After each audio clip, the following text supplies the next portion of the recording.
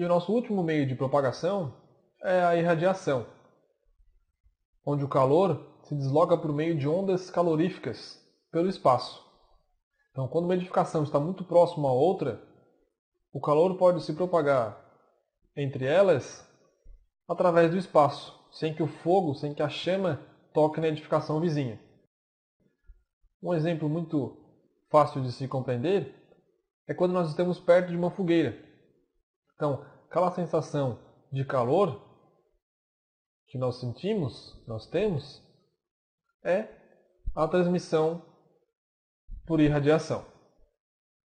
Nosso segundo meio de propagação é a propagação por convecção. Nesse processo, a transferência de calor se dá pelo movimento ascendente, ou seja, de baixo para cima, da massa de gases combustíveis. Quando o ar atmosférico ele é aquecido, faz com que os gases gerados da queima de determinado material sejam transportados de maneira mais rápida, atingindo outros ambientes. A ligação entre tubulação e conexão se dá por meio de alguns métodos. Iremos estudar sobre o uso de flanges, solda, rosca, utilização de braçadeiras e o tipo ponta e bolsa. Nosso primeiro método de ligação entre tubulação e conexão é com a utilização de flanges. Neste método, ele une as extremidades da tubulação com outra tubulação ou da tubulação com uma conexão, pode ser um registro, por meio de uma peça.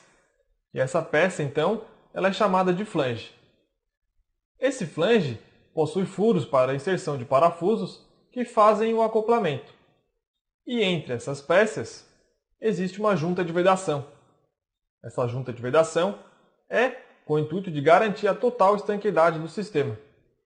Esse tipo de ligação é bastante utilizado em sistemas de grande porte para facilitar a manutenção das peças.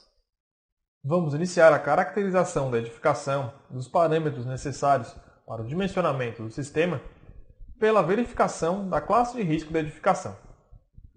Como visto no capítulo 1 e na tabela 2, presente em nossa biblioteca de materiais, uma edificação do tipo residencial possui uma carga de incêndio de 300 MJ por metro quadrado. Em alguns estados, como Santa Catarina, é utilizado o quilograma de madeira por metro quadrado. Desse modo, basta fazermos a conversão dividindo o valor da tabela mostrada anteriormente, nesse caso 300, por 19.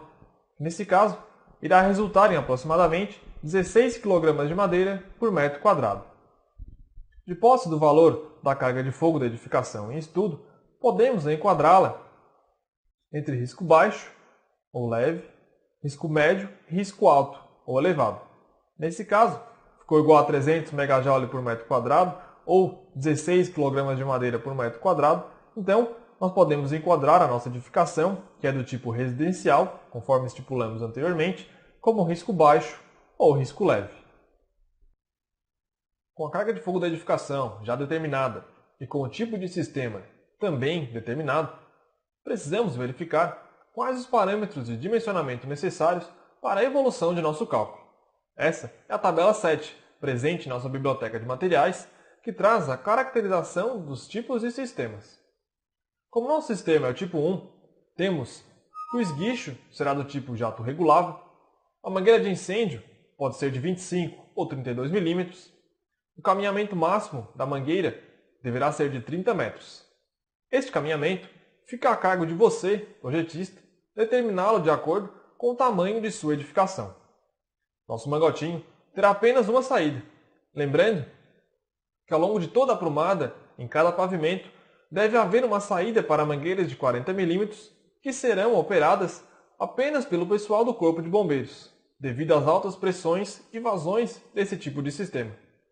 Como nossa edificação é classificada como grupo A, teremos uma vazão de 80 litros por minuto em cada uma das saídas. Vamos iniciar com a verificação da classe de risco de nossa edificação. Como visto no capítulo 1 e na tabela 2, presente em nossa biblioteca de materiais, a carga de incêndio de uma edificação de uso industrial com produção de produtos adesivos, objeto de nosso estudo, é de 1000 MJ por metro quadrado, de acordo com a NBR 13714.